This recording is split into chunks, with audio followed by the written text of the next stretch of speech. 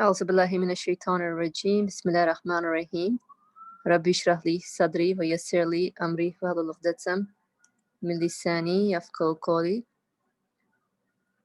لا إله إلا أنت سبحانك إني كنت من الظالمين.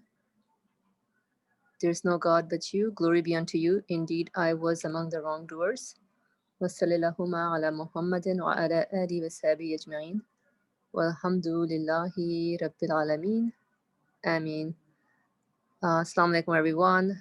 Welcome. We are continuing on today with the 25th flash, the message for the sick, the 13th remedy on page 273, as you can see up on the screen, and the link has been posted as well. So let's get started with this 13th remedy. O unhappy person who complains at illness. O unhappy person who complains at illness. For some people, illness is a rich treasury, a precious divine gift. Every sick person can think of his illness in this way. The appointed hour is not known.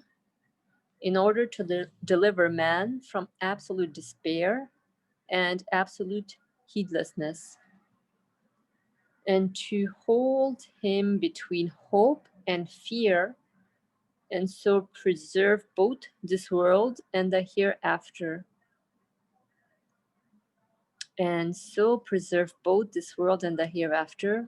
In his wisdom, Almighty God has concealed the appointed hour. It may come at any time. If it captures man in heedlessness, it may cause grievous harm to eternal life. Illness, however, dispels the heedlessness. It makes a person think of the hereafter. It recalls death, so he may prepare himself. Some illnesses are so profitable as to gain for a person in 20 days a rank they could not otherwise have risen to in 20 years.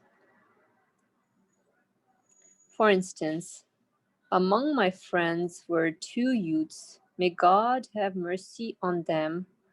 One was Sabri from the village of Lima, and the other Vezizadeh Mustafa from Slamkoy. I used to note with amazement that although these two could not write, they were among the foremost in regard to sincerity and service of belief. I did not know the reason for this.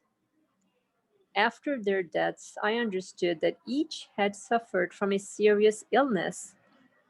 Due to the guidance of the illness, they had considerable fear of God, performed highly valuable service, and attained a state beneficial to the hereafter, unlike other youths who heedlessly gave up obligatory worship.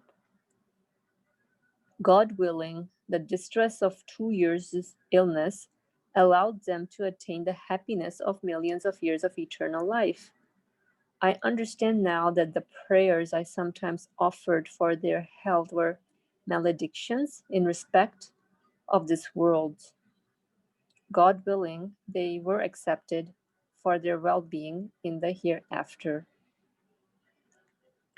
Thus, according to my belief, the two gain profit equal to that which may be gained through 10 years' fear of God.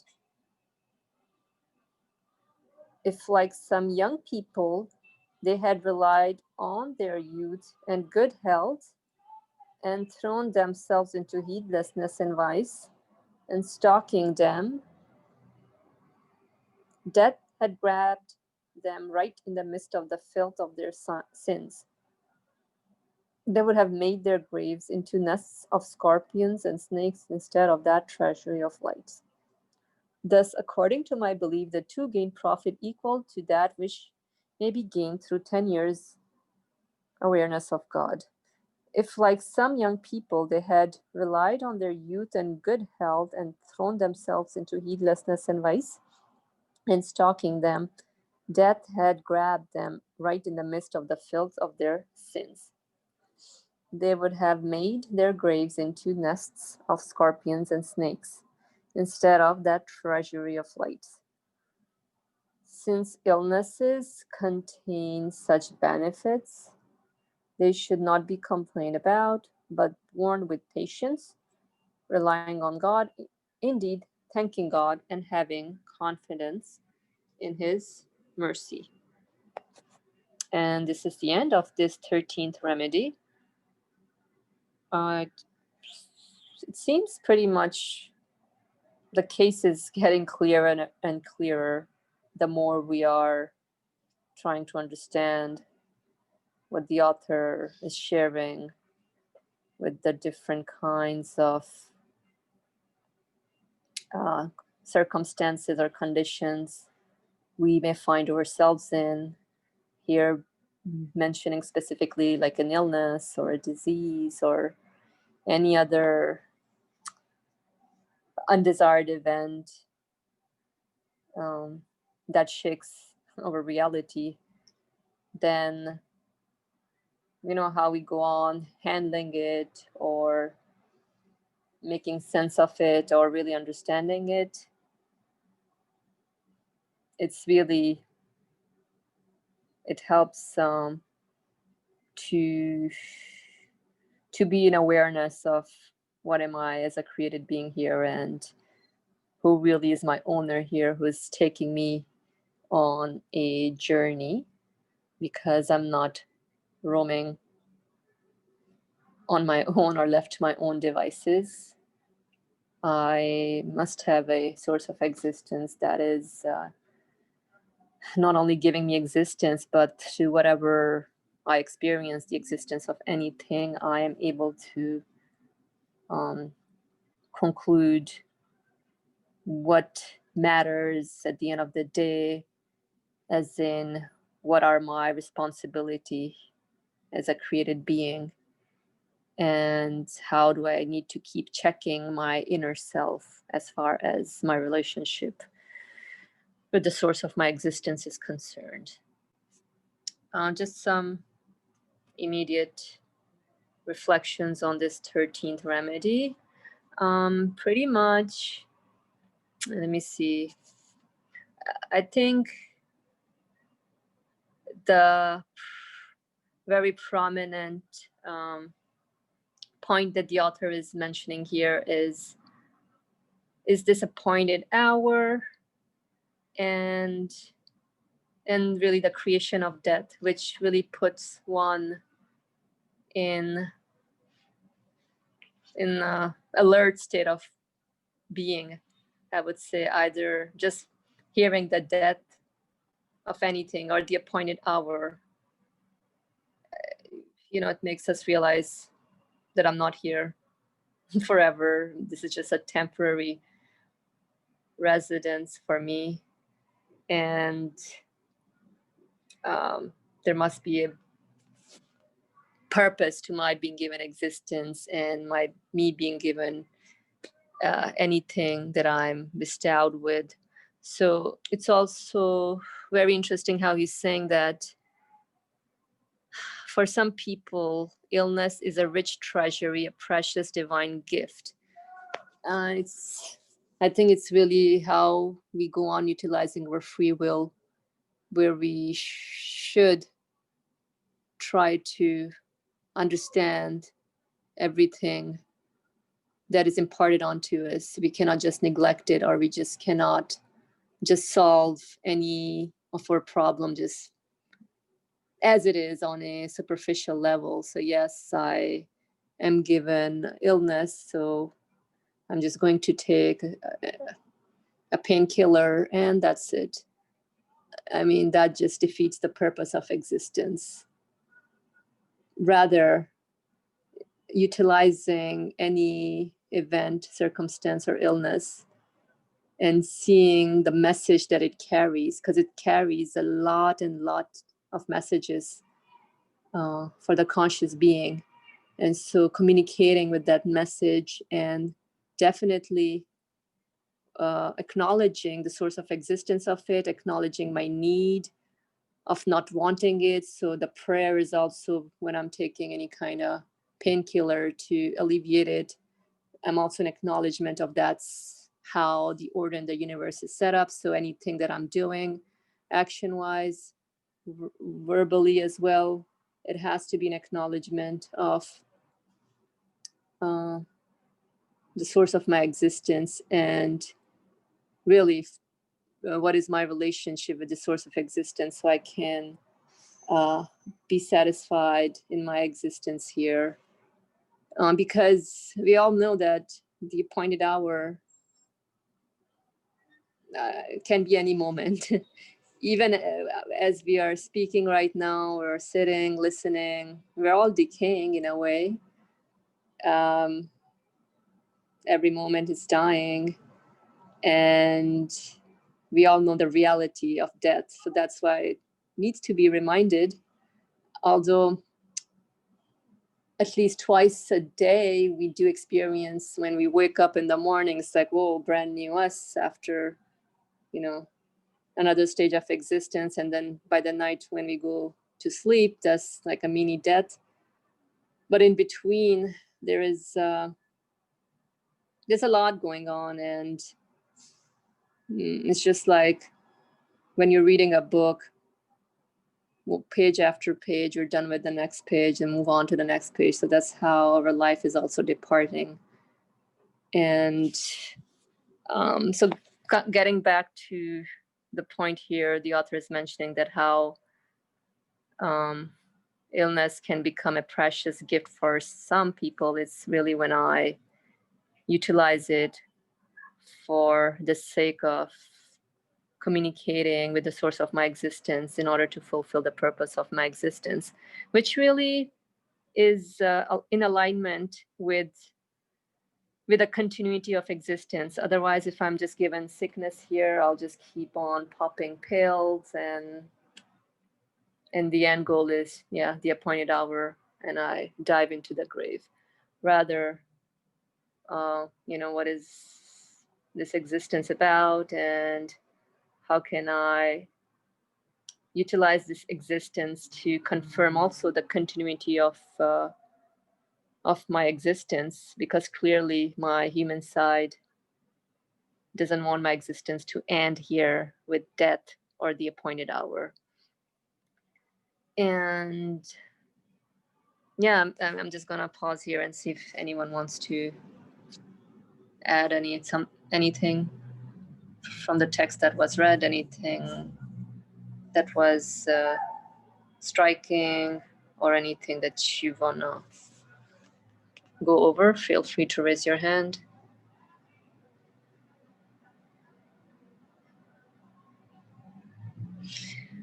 Okay, if not, well, you guys are still thinking, at any time, raise your hand. It's also interesting how the author is mentioning about how any event that we experience, it's really what I make out of it in terms of what kind of conclusion I come at. So, he's saying some illnesses are so profitable as to gain for a person in 20 days a rank they could not otherwise have risen to in 20 years. So it doesn't matter really if you're here for 20 years or 60 years or 80 years. At the end of the day, we all know what's the end goal, but it's really, how I understand my existence and how I utilize it to really fulfill the purpose of my existence. And I'm going to pause here because I see Farah, your hand is up. Go ahead, please. Thank you, Faria.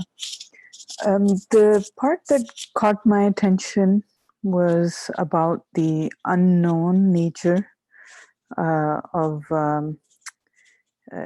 things. In this case, the appointed hour, as mentioned in the second paragraph. And this pendulum of being between hope and fear, I guess this caught my attention primarily also because in our other discussions on Monday, we were in the chapter of Qadr, we were also discussing this nature of things being unspecified or unknown. And somehow the concept that I'm trying to understand here is this, the nature of the unknown of certain things, or the unknown nature of certain things, is perhaps suited to the nature or the reality of man in this life. Uh, Normally, I think if something is unknown in our lives, it, I think, generally can be perceived as a moment of anxiety or fear, and a, you know, a lack of certainty, control, strength, etc. But it appears to me that from the mentioning here, and I'm also trying to relate it to um, the sick individual or somebody experiencing um, a illness in the many ways that we've discussed in these sessions, and how even the unknown nature of the sickness, of um, you know, it's of the condition improving, not improving, etc., all seem to be, uh, let's say, fitted or suited or beneficial to our nature, and that there's an invitation. Um, and if I were to just think about it on the spot, it just appears, as we were also discussing in the previous class, of things being unknown, or the appointed hour in this case being unknown, is that it causes one to be constantly, or provoke somebody to be constantly aware. For example, if someone knows that they don't need to be at work until a certain time the next day, they're not thinking with that awareness about work until that hour comes. Whereas if they were, you know, if let's say somehow this hypothetical example, their work started at any time, they would always be, their mindset or the view of their life, with which, or the reality with which they're living, will always be adjusted um, to being prepared or ready, or um, in some way present in that mindset. Um, so pretty much the thought was circling around the fact of the unknown nature, the concealed nature of anything for the human being is suited to his nature, or man's nature. Yeah. Thank you, Farah, for this comment. Yeah, I was also thinking about the unknown things that we don't know. There's so many of those factors in the universe, and it makes me think of an analogy while you were speaking, in terms of how swinging between fear and hope keeps us in a state of alertness when there are things I don't know, like the appointed hour, and just how our classical example, school analogy. So a student who's up to par with the lessons that is being taught in the classroom, and he's keeping up with it, being consistent with it. And there's another one who's just the slacker, maybe doesn't even attend the class, or maybe comes in and he's sleeping. But then sometimes the teacher will just throw you a pop quiz out of the blue, surprise. And so the one who's a bit consistent with studying, then he would know how to tackle it, handle it, as opposed to the one, yeah, he's better prepared, as opposed to the one like suddenly waking up, what? Oh, panicky, oh my God, what? How much is this of my grade? And so, yeah, I think that's why, when we keep hammering in on this training, we have to, train ourselves here for graduation, as in the analogy of the school, that you are in a school because you're training here, learning, educating yourself for post graduation. And so, if you're being consistent, at least trying to be consistent, then you should you're preparing yourself for um, the unknown. Yeah, I mean, this is how we can take it in as um, yeah, I mean, I think that's the whole reminder for everyone here that you know the appointed hour is just any moment, any time, and so I just need to um, make sure that living, that I'm really living with the awareness that I have a one that is taking care of all my needs, and I'm acknowledging it every step of the way. Um, so, anyone else wants to add anything, share something? Feel free to raise your hand. If not, then it's while how the author is presenting his reflections about his friends, like how we read it, they were struck by illness, and then you know but they were really seriously working for post graduation. I'm just gonna give it a pause here because I see Sohail, your hand is up. Go ahead, please. Assalamu alaikum. What's interesting from this, and I guess really just the entirety of the 25th flash and here the 13th remedy, is that um, taking something meaningful out of illness or a situation which you don't like or doesn't meet your expectation, and that you can derive the most meaning from it compared to some situation you're comfortable with, because it doesn't force you to think or reflect. There's no pressure put on you. Just like you both mentioned about the pressure of not knowing, it keeps you alert. The same thing with illness in this example. What I found interesting though is I don't I'm sure many of you heard it as well, but you know like culturally speaking, seeing illness as an um, punishment maybe, or that's kind of growing up, I would hear people say that, well, maybe this illness or is a punishment or of something I did, and then reflecting on what you did, which is sort of um, a negative viewpoint of uh, your experience, whereas he's taking, Norcy's taking a very positive outlook on things, in that um, because your illness must be given or um, bestowed by one who must be, all powerful, all knowledgeable, all willing, all wise, all merciful, that it means something. And it's not just, it's not a punishment as is, understood. Because in a punishment,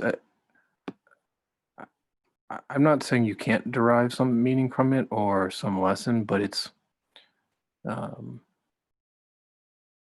it's almost as if you're in fear, you don't. I wonder if you're more or you're less likely to reflect and to ponder and to think. Whereas in his like sort of positive outlook on illness, in that in some way it's like a welcome friend, because it's an opportunity rather than a punishment. Um, and I mean, he gives the example, but and that opportunity can be, you know, equal to or greater than anything else you can potentially experience in this life. So that's what I've, found interesting. I guess it's kind of general point about his assessment or understanding of, illness or some sort of, quote unquote calamity that you've been struck with. Thank you for sharing your comment. So yeah, looking at everything as an opportunity for me to learn and develop from. And I agree as far as looking at things as with a negative connotation, like punishment definitely has a negative connotation in terms of then I wouldn't want to even strive for anything. It won't even put me in a mode of learning. I think even the typical teacher-student relationship, a teacher does not punish the student like by giving him a 0. It's not a punishment. I mean, although maybe even the students know it too, but like some, they will see, I think if one was to view it as a punishment, then,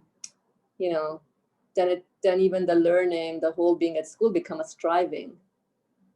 But if one is to look at it, like you were saying, from a positive lens as an opportunity, then that's growth and that's learning and development, because you are realizing that you have not learned or you have not mastered the subject matter, or you have more studying to do, more training to undergo. So looking at everything as an opportunity, I think helps tackle any situation that we come up with, or it also helps to maintain a relationship with one's source of existence, because then you are in the know that, okay, this is an opportunity for me to acknowledge and get closer to my source of existence even better and better. Anyone else wants to add something? If not, then yeah, I would just, Asifa, go ahead, please. Assalamu alaikum. Just to add to what actually Sohail had said, I was also reflecting on that part. Yeah, he said basically, cultural wise, yes. I've also heard about, how people would take sickness as saying that it might be a punishment. But now, as I was thinking through it, and I was also thinking that I guess in that sense too, sickness comes as a positive thing, because realizing, I guess, any thought that comes to you or any feelings, it's not coming to you from your own self, it is given.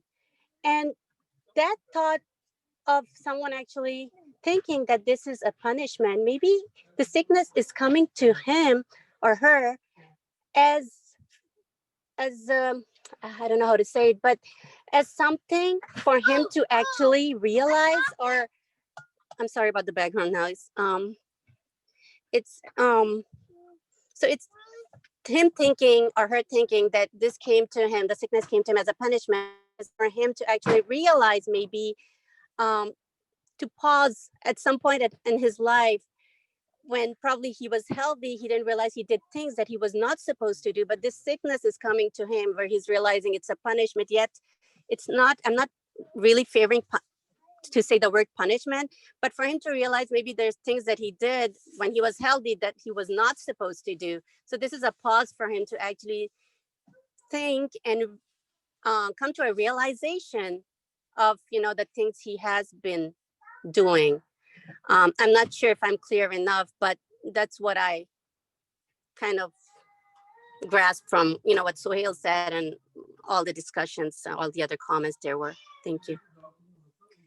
Thank you, Asfa. No, it makes perfect sense. So you're saying that the illness then becomes a means for me to recognize really what my mission is here, or what my responsibilities are as far as anything that I'm endowed with, because clearly even health is a bounty that is given onto us, it's bestowed.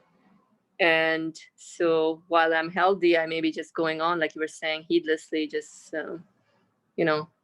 doing my things without any proper acknowledgement. But as soon as I experience an illness or lack of health, then suddenly it's a pause for me that, wait a minute, wow, I am not in control of my health, or wow, I have never been even in acknowledgement or really sincerely thanking the one for, keeping me healthy. So you're right, it's a means. So illness becomes a means or a message for me to take a pause, assess my situation, and then connect everything back to the source of its existence, as in communicate with the source of my existence and establish a closer relationship with it.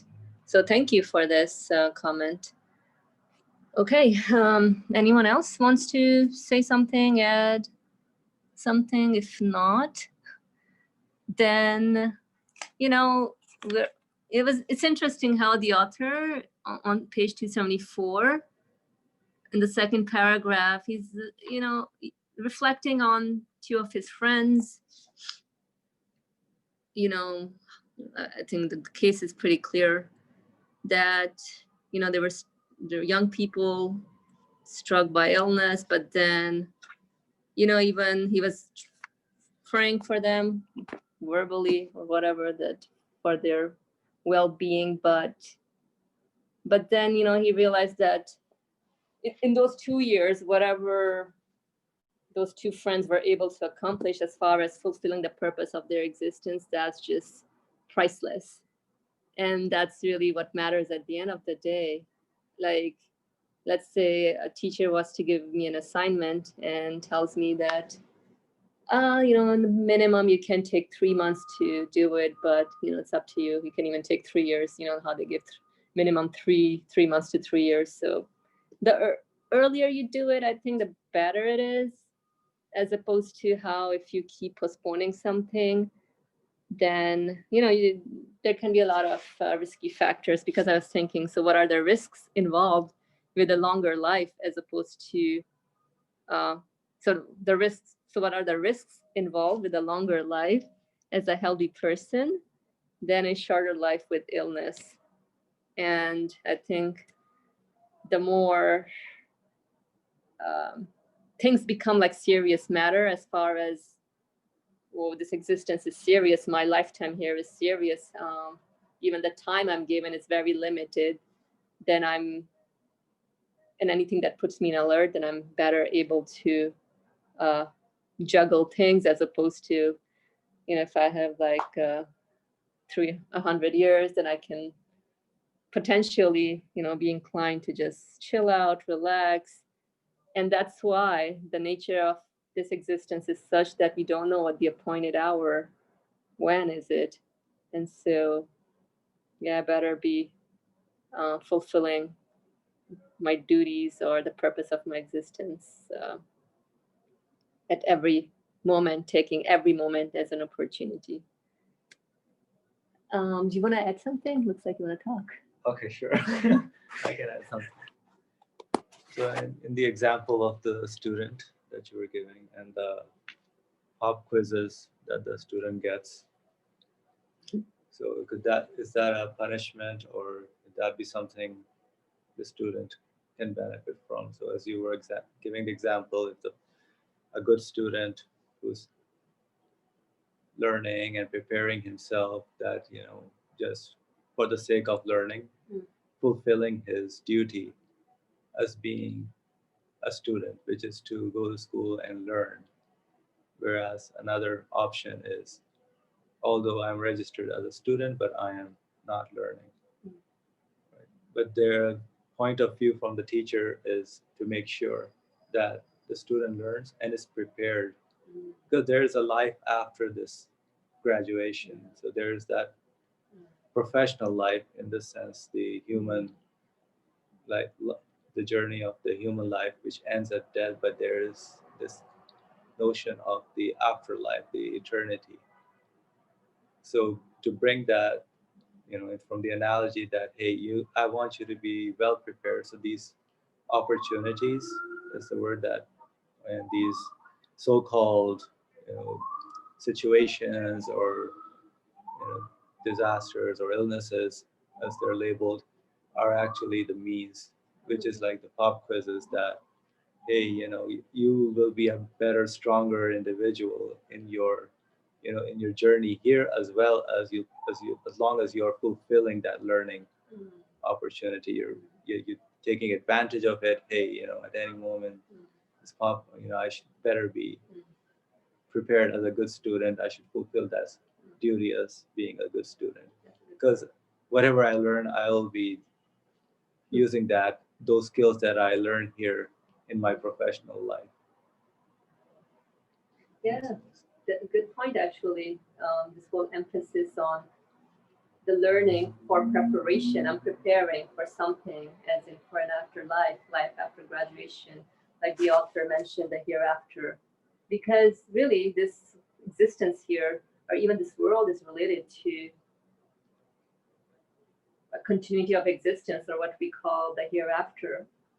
And yeah, we're all just training here, and we have to be prepared at every step of the way, like you're saying. And that's the whole even duty of the teacher also, is to make sure that you are prepared for the pop quizzes as well. As in, that's part of the education. That's how you would learn and develop and grow. Right. Yeah. So the pop quiz is doing its duty, is performing what it's supposed to do. So same way the illness is doing what is given and fulfilling its purpose, what it's supposed to do. Yeah. Now it's up to me as a student. Am I preparing myself with the pop quiz, or am I preparing myself here in this, with the sickness that I'm giving, or with the health condition that I am? How do I take it? What is my take? What is my attitude when something like sickness happens or some other calamity happens to me? How do I take it? Do I take that as a preparation for my being? Yep. So bottom line, utilizing the illness as a means, as an opportunity, as a really messenger learning tool for me to recognize my position in this universe. Who am I? Where am I going? And I think connecting everything back to its source of existence. So yeah, thank you for your comment as well. Anyone else wants to say something? Feel free at any time to raise your hand. I'm just going to check to see the last two paragraphs, if there's something that is any thanking God. Okay, so yeah, maybe perhaps, so the next paragraph, this according to my belief, that to gain profit equal to that which may be gained through 10 years. I think we covered this. What matters is, what you make out of your experiences, rather than having an extended length of time. We don't know. Time is like ticking. So you rather get prepared for the appointed hour.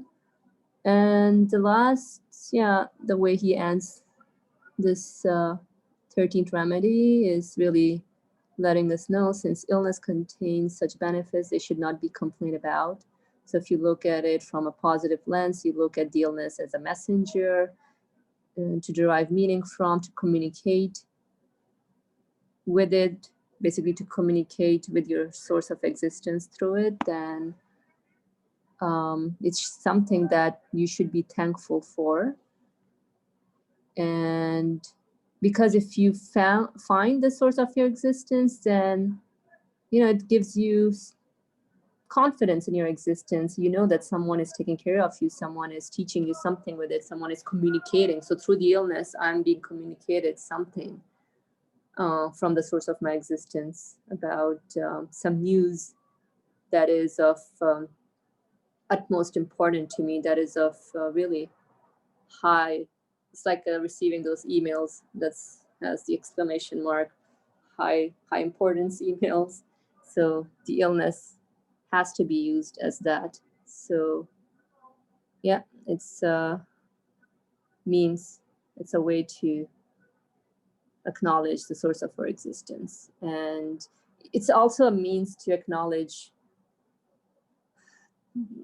all the bounties that have been given, like even, oh, all this time and I had perfect health, you know, I've been maintained and I'm still being maintained. And I think then the pendulum of the human free will goes from repentance to thankfulness. So it keeps rotating in that regard.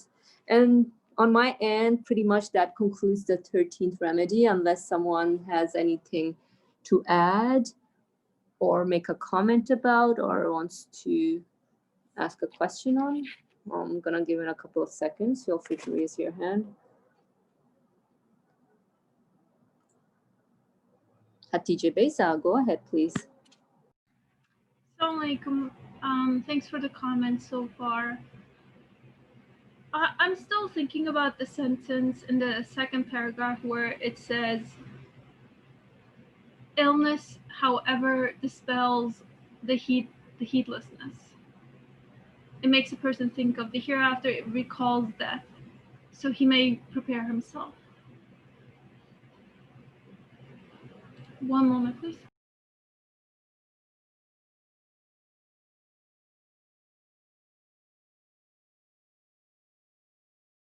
Sorry about that. So my question is, or I was thinking about, like, does the reality of death really dispel heedlessness? Because in order for it to do so, I was thinking it has to be tied to, or one has to be aware of the meaningfulness of the existence of death. Otherwise, it becomes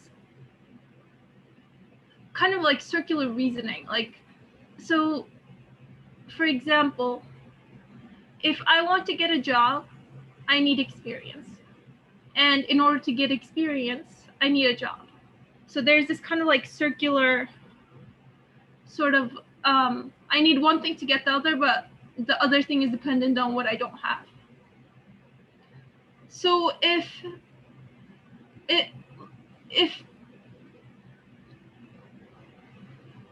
the reality of death, actually, I'm just gonna write out my thoughts. I'm gonna think about it a little bit more. Thanks. Thank you for expressing out your concerns, Hatice. I think Sohail has a comment on that. Sohail, you want to elaborate on your comment, please? Oh, well, I think, when reading this, I think this is from the perspective of one who believes. So it's not somebody who denies, but somebody who believes and questions what is the utility or meaning or purpose of illness. So I think that's the perspective he's taking. So somebody may believe, but may be heedless. Maybe that's the situation. So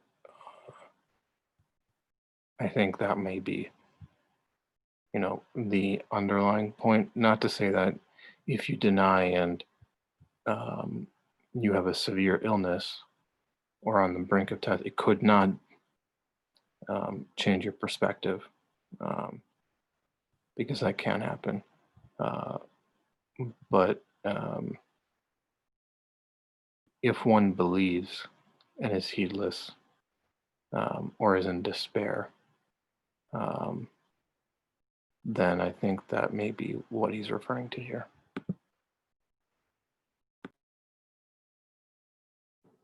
Thank you for your comment.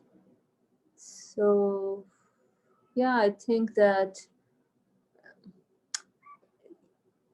anything, like, I can believe that, yeah, I'm given existence, the universe must have a creator, but then that I can be in a state of heedlessness until experience something, which again, I can be heedless in terms of opening that letter, because every moment we're receiving envelopes. So when an illness strike, it's like a big parcel coming to us. Whoa, like I can't miss it. It's huge. So I open it And like some of the other letters, envelopes, I can just ignore it, just like regular emails. We just like, oh, okay, whatever. But if it's something huge, hey, you know, you want $1 million, you're like, oh, okay, wow, what is that? So then you're more inclined to read the message and sort of get out of your heedlessness, because you're like, whoa, okay. You know, it also, the first thing when, you know, one gets out of heedlessness is really thinking about death. It's like, well, I'm not here forever. And so what is this whole deal about? And then so, you know, it also makes one realize that existence here is not it. Everything is constantly dying, but it, you know, must point to something beyond the apparent causes that I see here.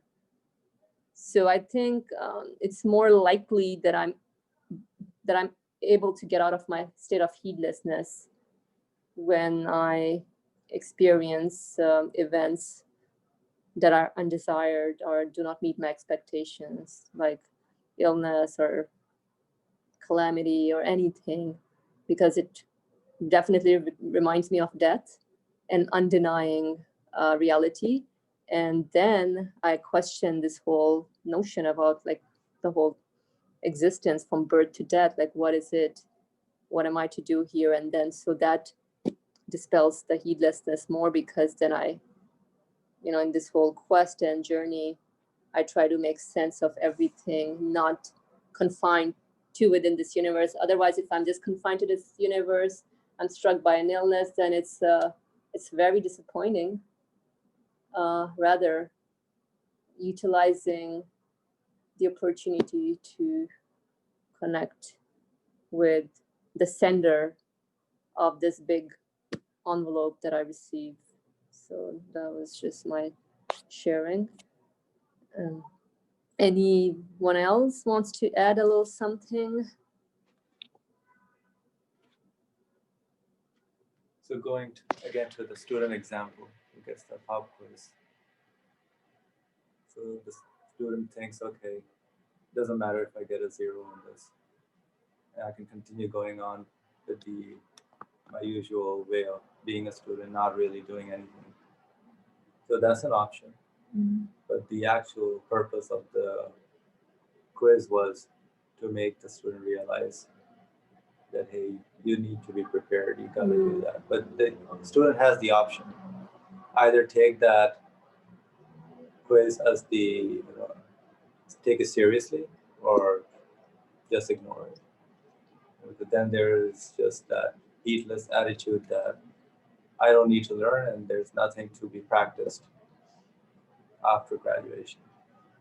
These are the skills that I have, and that's it. It's a dead end. So not taking the pop quiz seriously, just whatever I'm doing every day, the daily routine. Yeah, and then just ignore. Yeah, so that's a a heedless worldview. Yeah. Thank you for adding that. And I see a bunch of comments here. So we have Hatice Beza. You have a very long comment. Would you want to read, or? Oh no. Okay. So no. Inshallah, I can read this. So what about one who's heedless and who despairs, for example? If they're aware of the reality of death, but may also be aware they're not taking advantage of the illness at hand. So despair at not utilizing the opportunity as best as they can. And if one falls into despair, that means that they may not necessarily be sincere or truly lives with the reality of the recognition of the absolute nature of their source of existence. So in order to leave a state of heedlessness or state of despair, doesn't one need to be sincere in their asking from the Creator? But in order to be sincere, one cannot despair or be heedless. And so Sohail has a comment as well. To use an analogy, you already see yourself as a student. You might be lazy, however. The pop quiz wakes you up. Yeah, I think this goes along a little bit with what Asim was mentioning about utilizing everything as a means for my preparation for something more, like post-graduation. But this is an interesting comment, Hatice. Let's see, Sohail, you have your hand up. Go ahead, please. I guess this is in response to Hatice Beza's question or comment. The circular nature of being in despair, and then being aware or cognizant or recognizing the opportunity.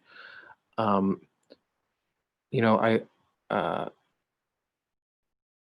think that's kind of a hard question to answer, because that's kind of a feeling or an emotional state somebody may have. But to me, I think if one feels that they're not fully taking advantage of the situation they're in or trying to find some meaning in it, to me that kind of already indicates that they're trying to be aware.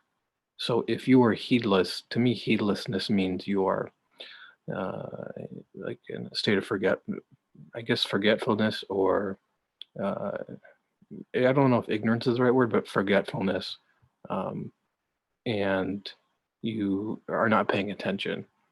But thinking that or feeling that you may not be fully taking advantage of the situation,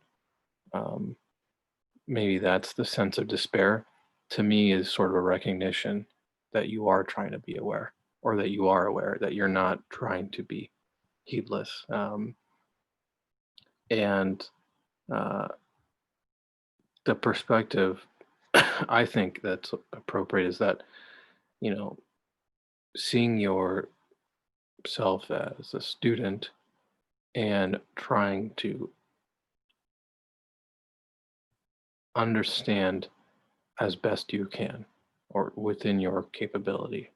And that's really all, you know, one can do. And then if one even wants or is even maybe dissatisfied or not happy with their condition, that, you know, turning that feeling and asking the creator to, you know, help in their awareness or understanding or recognition of what's happening, or to make sense of what's happening. So I mean, it sounds circular, but I think, you know, heedlessness, I think there's a distinction between being heedless or not even being aware, and, you know, being hopeless or in despair. And if you are aware that maybe you aren't taking full advantage, I think that's a good first step, because at least you have awareness and recognition, and that at the end of the day, the choice still belongs to you to make sense of it. It's not like no one else is taking that choice away from you or is making the choice for you. So it's up to the individual to decide.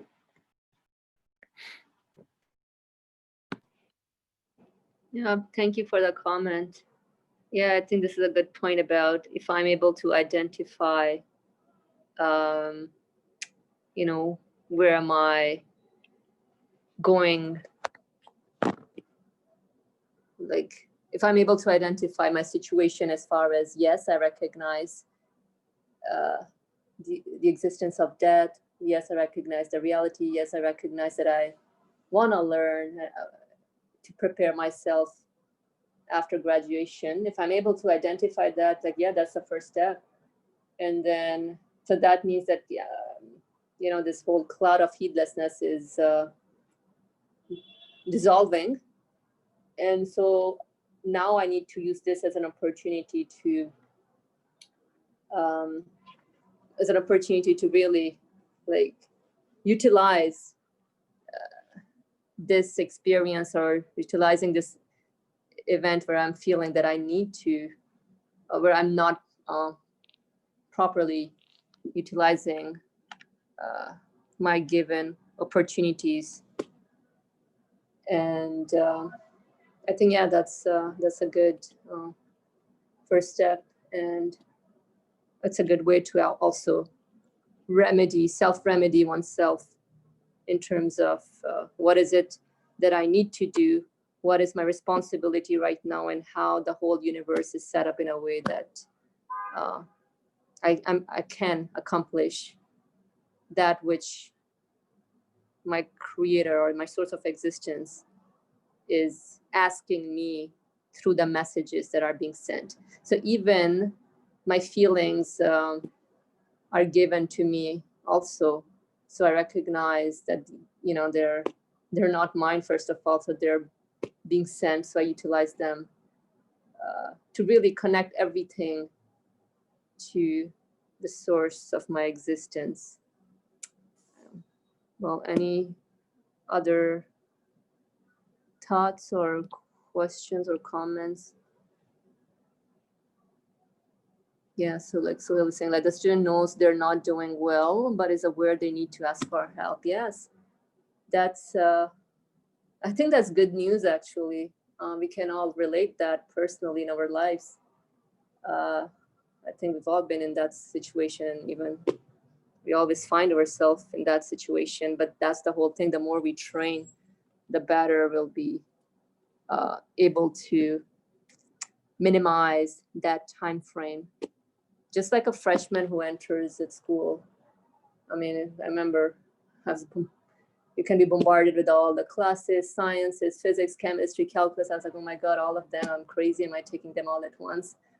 You know, you're not even grasping anything. And then, you know, you're asking around, study groups, but then you find like tutors and you're like, oh, this tutor is good, you know, and you check in his hours. You're like, okay, that's it. I'm going to hook myself up with this tutor and this is it. So help comes in. So, but the first point is always to identify, and even that feeling of me being able to identify that I need help is given. Otherwise, I wouldn't use my free will to go and ask the chemistry tutor to help me solve my textbook problems. Okay, and I think Sohail is adding some more things. To me, that is God communicating to you that he wants you to know, which is positive and reassuring because that feeling is given. Yeah, given is the key word here. Like the teacher is directly responding to your need for help. That's the thing. Yep, thank you for these comments. Anyone else wants to say something or make a comment? Okay, or Sohail, do you want to add something more to what you wrote, or feel free to unmute yourself? Okay, if not, then yeah, let's move on to the 14th remedy. Inshallah, things should start becoming more clearer. So the 14th remedy on page 274. 14th remedy, O sick person whose eyes have developed cataracts, if you knew what a light and spiritual eye is to be found beneath the cataract that may cover a believer's eyes, you would exclaim 100,000 thanks to my compassionate sustainer. I shall recount an incident to explain this salve. It is as follows. So if you knew what a light and spiritual eye is to be found beneath the cataract that may cover a believer's eyes, you would exclaim 100,000 thanks to my compassionate sustainer. I shall recount an incident to explain this salve. It is as follows. So this is even interesting how he starts this off, the author. So if I identify that everything is provided to me by my source of existence, and then I know it's bringing a message. It's an opportunity for me to connect and communicate with my creator on different levels. So then I am grateful for such an opportunity. Okay, so let's look into it. Although nobody desires it, but that's just a pop quiz, which is helping me learn and prepare myself. Now, one time, the aunt of Suleiman from Barla, who served me for 8 years with complete loyalty and willingness, became blind.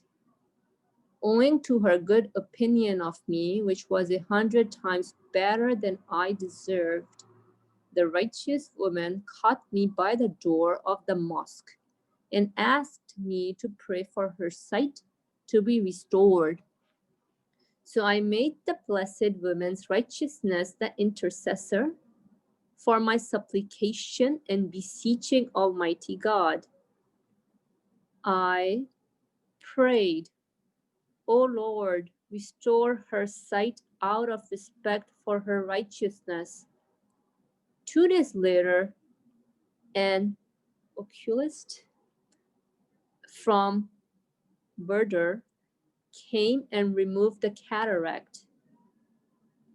40 days later, she again lost her sight. I was most upset and prayed fervently for her.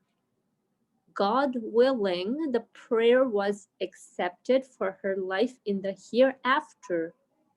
Otherwise, that prayer of mine would have been mistaken malediction for her. Would have been a mistaken malediction for her. For 40 days had remained till her death. 40 days later, she died. May God have mercy on her. Thus, rather than gazing sorrowfully at the gardens of Barla with the eye of old age, she profited in her grave by being able to gaze for 40,000 days on the gardens of paradise, for her belief was strong and she was completely righteous.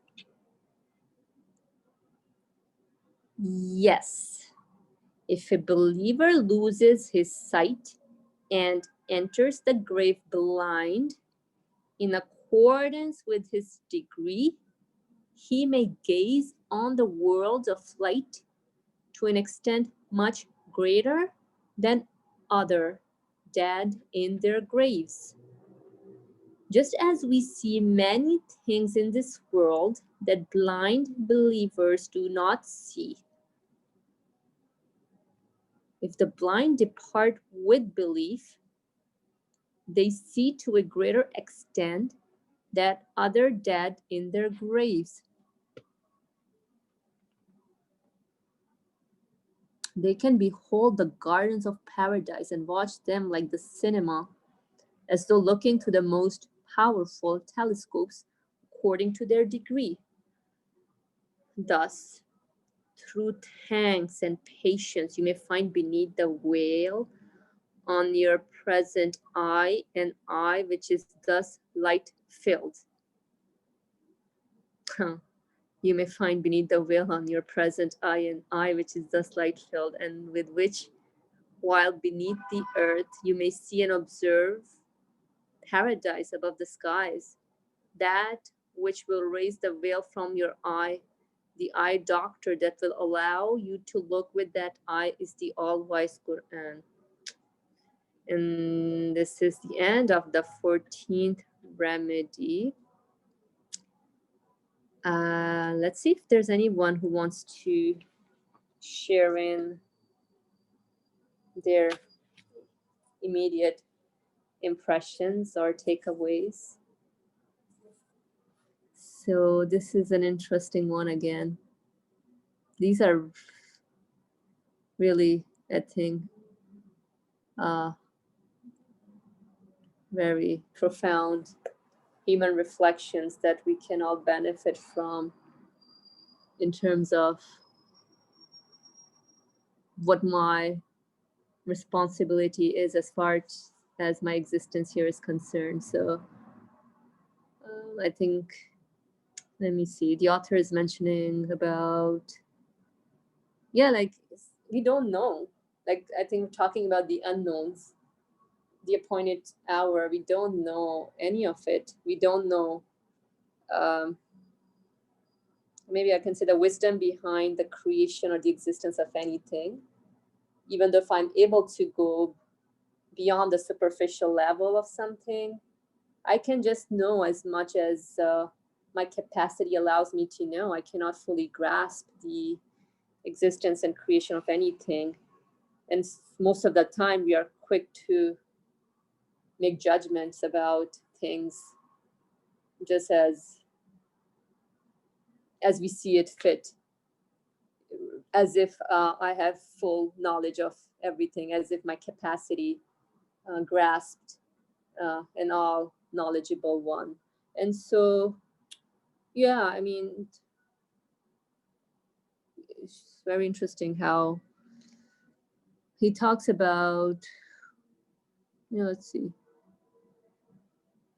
Yeah, like he prayed just like those two friends in the earlier remedy, the 13th remedy. You know what's may seem apparent. You're ill.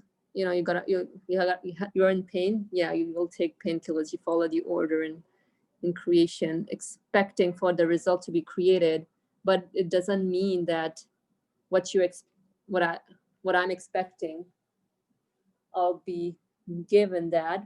So even not being given something, it's also an answer.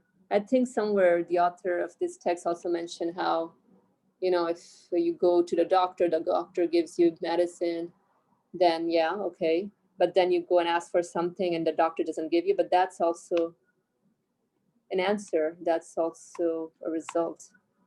So for you to make sense of. And let me see. It's again, he's making the same point. There's a connection between this remedy and the previous one, and most of all of those remedies, that doesn't matter. Like you're given 40 more days, but then it's what you make out of it. It's really how you utilize them. How do you make out of those the time? So time here is very limited. All of us, we don't know. Here we are gathered together, inshallah.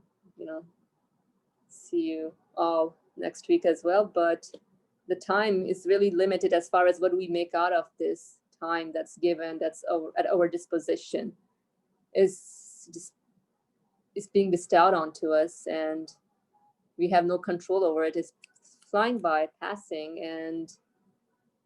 and doesn't matter 40 days, 40 years, just like in the example that the author is giving. The lady had 40 days, 40 years, doesn't matter. It's really, at the end of the day, did I utilize that time to know my position in this universe, to acknowledge what am I and what my source of existence is? Did I utilize the time that's given to me to fulfill the purpose of my existence, so I can feel secure in my existence, and also utilize every experiences by connecting to an eternal source of existence? Because my spirit here, it's it gets tortured within the confinements of this universe. The body is aging, the body is imparted with diseases. After a while, a lot of things starts malfunctioning, and even that body is given, it's a residence, but the spirit wants to be ever young, wants to stay rejuvenated, wants to have this dynamic state of being, but the confinement of this universe, doesn't allow such. And so therefore, we conclude that there must be a hereafter. And so then we, direct our aims, our goals towards that which can provide us with eternal security in our existence. I don't know if anyone wants to make a comment here, but that was it on my end. But if there's anyone who has anything to add, has a question, Ali Murmur, go ahead, please.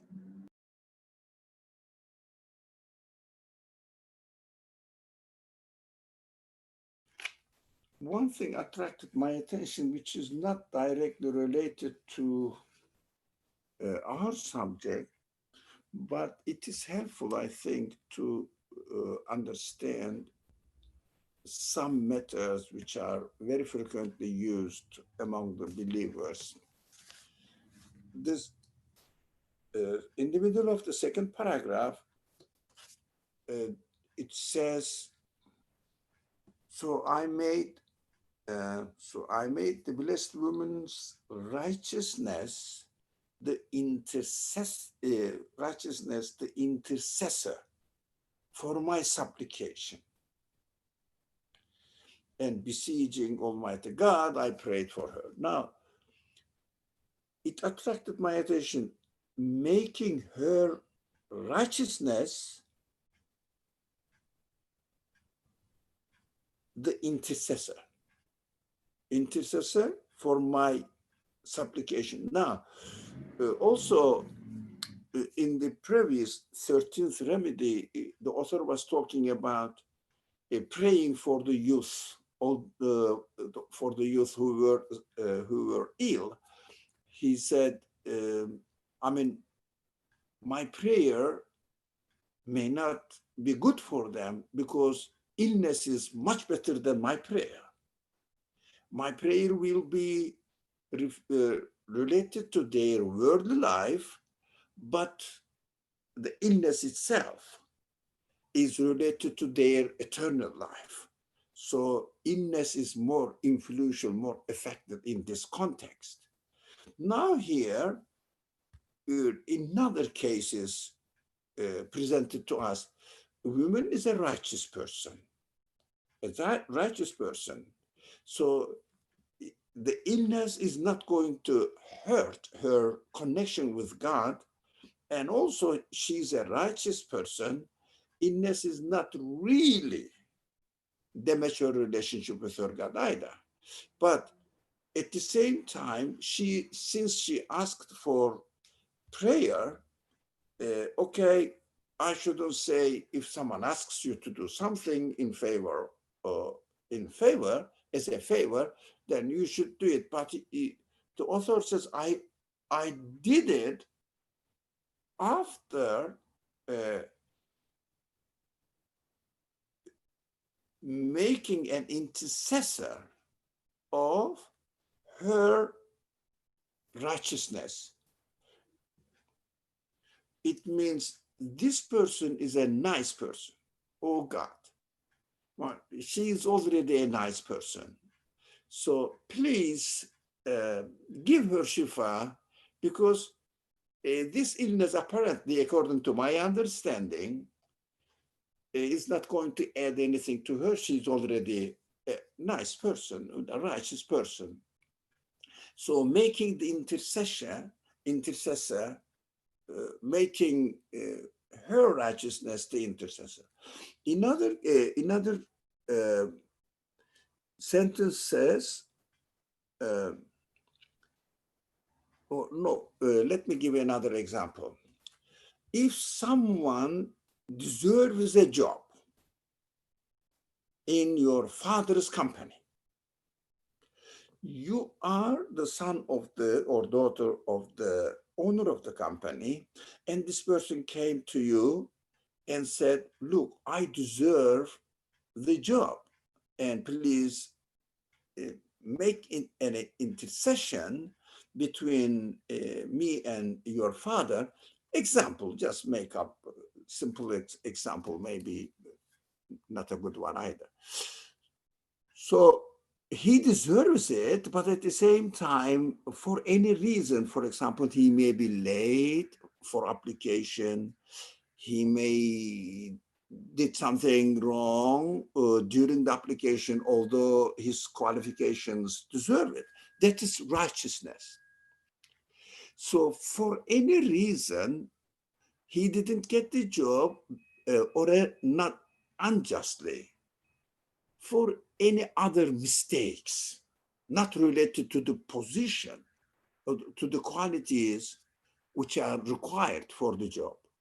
So you go and take your father, please forgive this friend of mine who was late, for example, let's say, who missed the interview, but he deserves it. That is what the intercession has it is own, in its essence.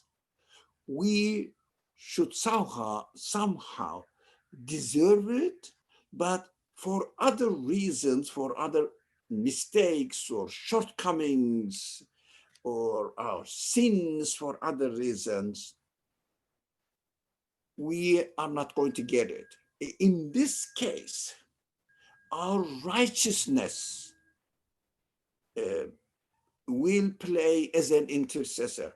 It reminded me the intercessor of the prophet in the hereafter before God for those people who are who belong to his community, which is called ummah.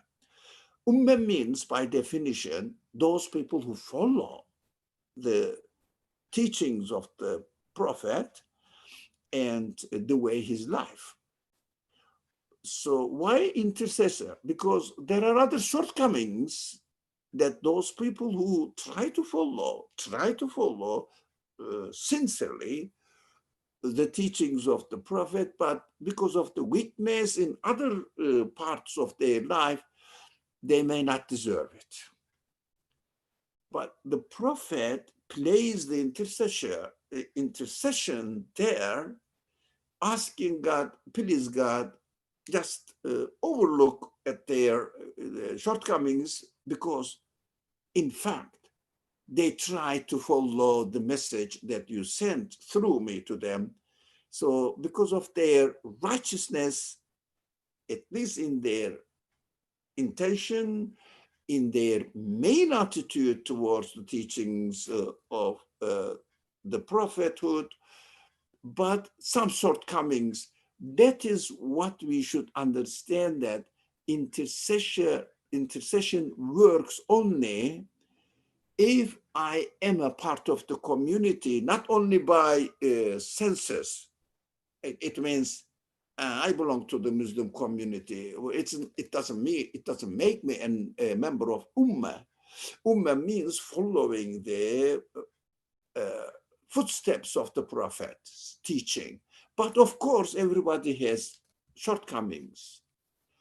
In this case, we should understand that if I am sincere in following the prophetic tradition, for my shortcomings, I can expect the prophet to be or to play the role of intercession between me and God.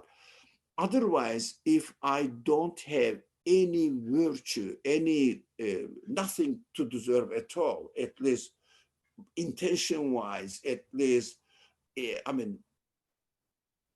attempts I must do, but I must make, but some other reasons I may be behind or lagging behind, not really complying the requirements of the teachings of the prophet as perfectly as I should be following, but still somehow I am in that area, then the intercession of the prophet may work. That is a side note that attracted my attention to understand what is the function of intercession in the teachings of the Quran. And also, Quran also mentions on many occasions in various ways about the intercession. In some places that there is no intercession, in other places that you can make an intercession and the intercessors may work. So it is, of course, not the intercessors of the idols, no, or for the righteous people. so the people, the scholars argue about it. That is beyond our subject. But it means we have to understand that intercession is reality. Yes, intercession takes place, will take place, and we can understand this, that it will work, but it needs some prerequisites. So we have to comply with the prerequisites, and then expect the prophet to intercede between me and my God. Thank you. Thank you. Good point about intercession and how as far as I'm concerned, I should just be focused on my responsibilities. And yeah, as long as I'm honest with myself, just trying my best on my end, then I think that's what matters at the end of the day. But let's see what Sohail has to say.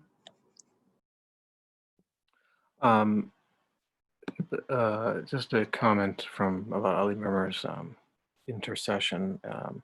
I don't know if this is the same thing or saying the same thing, or maybe it's a little bit different. But you know what I understood from intercession in that it's like medicine. You take some medicine, and that's like interceding on your behalf, when that in and of itself has no power whatsoever to do anything except the creator of the universe, you know, makes or gives existence to things in a way in which that pill is associated, or that medicine's associated with you feeling better. And to me, I've always thought of intercession in this regard. So for example, the righteousness, for example, the woman's righteousness was sort of that, I guess, quote unquote medicine, in that this is what she had, or, you know, what she was known for. And I guess using Ali Mimr's words, like out of respect, or what Narcy says, out of respect, or knowing the value of it, using that to intercede on her behalf. Or maybe this is a wrong way to look at it, but using, you know, could one say illness, so to speak, is an intercession. And, you know, obviously, as he mentioned, prophetic practices, in a sense, are intercession. That's kind of how I've taken it, because, you know, whenever I hear intercession, it seems a little bit too distant, or, you know, abstract or removed. Whereas it becomes personal, like when prophetic practices become an intercession. It's not, as Dr. Ali said, I mean, you just don't say it, but it actually means something to you. You know, so maybe you take the medicine, you're supposed to take it for 5 days, you only take it for 3 days. So you're a little bit short in taking the medicine, but you took it. And it's personal though. So I mean, you actually did something happened, you made a choice. And kind of that's how I've understood it. Maybe it's what Dr. Ali was saying. So the illness can be a sort of intercession, so long as you make a choice of how to understand it, or become something meaningful for you. But I don't know if anybody else has any thoughts, or Ali Mimr does, but I know, as you mentioned, it's kind of off subject, but. Yeah, I think that's how we understand it here as well. That everything becomes an intercessor if and only if I'm able to recognize who is it interceding on behalf of. So anything in the universe, let's say the sun is giving me warmth, but then I know it's interceding on behalf of its creator. Or like you said, the medicine is interceding on behalf of the one that's the giver of health. And same thing with illness, it becomes an intercession if I'm able to acknowledge that it's interceding on behalf of the giver of health, the giver of illness, whatever experience. So yeah, I think we are living with this reality, but how aware am I of it? That's, I think, something we all personally need to reflect on for ourselves. And yep. So let's see. Brother Adam has a comment. What does this mean? So Brother Adam is asking, God willing, the prayer was accepted for her in the hereafter. So I think it's on the next page. Otherwise, that prayer of mine would have been a mistaken malediction for her. So I think on page 275, the first paragraph, God willing, the prayer was accepted for her life in the hereafter. Otherwise, that prayer of mine would have been a mistaken malediction for her. I don't, as far as I understand, it's, I mean, nobody, like, I don't have absolute knowledge on anything. So whatever happens, you know how we say it's, there's a wisdom behind it. There's a purpose, or we can even extend it to like, there's a divine wisdom behind it. So I think it goes in the whole subject of qadar, divine determining. And as far as I'm concerned, I should just be focusing on my responsibility as much as I can. And perhaps, you know, so the author is just sharing his own personal conclusions from it, but I don't know, this is just my take on this, Brother Adam, but let's see if anyone wants to add their takeaways. We'll give it a couple of minutes. But yeah, that's a good comment, actually. So I'll go ahead, please. Yeah, I mean, I think what you're saying is right here in that, you know, he simply asked, he requested, that's what prayer is. But it's not his business to determine when it's fulfilled. You know, he says, and he refers to a verse in the Quran that you can ask and your prayer is answered, but doesn't necessarily mean it's fulfilled.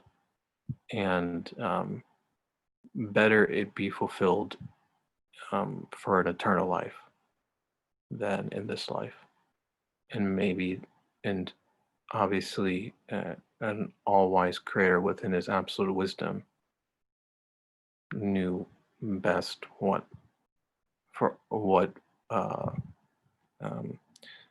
knew best for that woman. So as you said, it's not your job.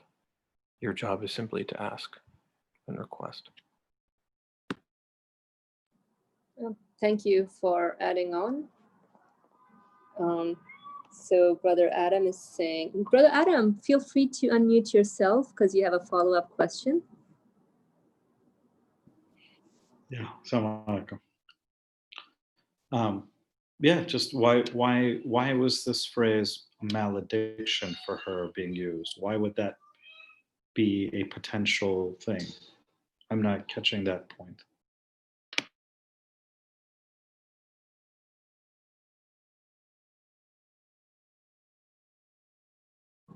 Does anyone, Ali Murmur, go ahead, please. My take on it, if his prayer was accepted for her eyes to open, or the cataract will be removed, then she wouldn't benefit from this illness, so that she will be always in touch with God, pray to God, and understand, realize that she is needy, etc. And this benefit she would lose if the prayer was accepted in this world related to this temporary life. So the author says it is better. If it was good, God knows it. We don't know. It is our duty to pray. But if it is not accepted, it means God is accepting it for the eternal life of the patient. But in any case, as Suhail said, in any case, the prayers are answered. So malediction for her in this, in her eternal life, because she made she would benefit from it in order to improve her relationship with, or her acknowledgement of God better, and through her neediness. And apart from this, that's my take on it. But the last verse is very interesting. Last sentence, not last verse. Yeah. Related to that, the last verse, yeah, that which will raise the veil from her eye. The real veil from her eye, the eye doctor that will allow you to look with that eye is, who is the doctor? The all-wise Quran. The Quran will be a guide for her, because the real remedy for the eternal life, the God guides through the Quran. And if someone follows the teachings of the Quran, then the eye doctor, which is the Quran here, will cure your eye in the eternal life. It means for your eternal relationship with the absolute creator. So you will understand that you cannot even do anything to your eye, although you have been using it for years and you claim that it is my eye. But when you lose it through the cataract, or for any reason, for any other illness, then you realize that, I have no control over it. How can I claim that it is my eye? Its owner, my eye's owner, is not me, but somebody else. Who can be? The one who created me, the one who created the universe. So the real eye doctor, in this case, which is the Quran, but really in practical terms, real eye doctor who opens the eyes of the people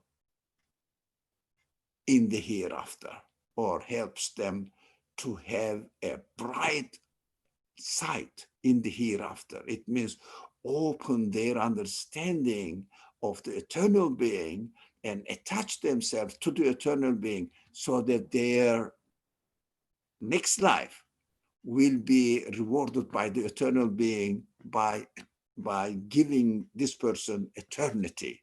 The real eye doctor, which is really teaching the Quran, or benefiting from the Quran and teaching and helping people to open their eye for the eternity. Thank you. Jazakallah khair. That was a great comment. Any other follow-up questions from anyone? It's 5:40.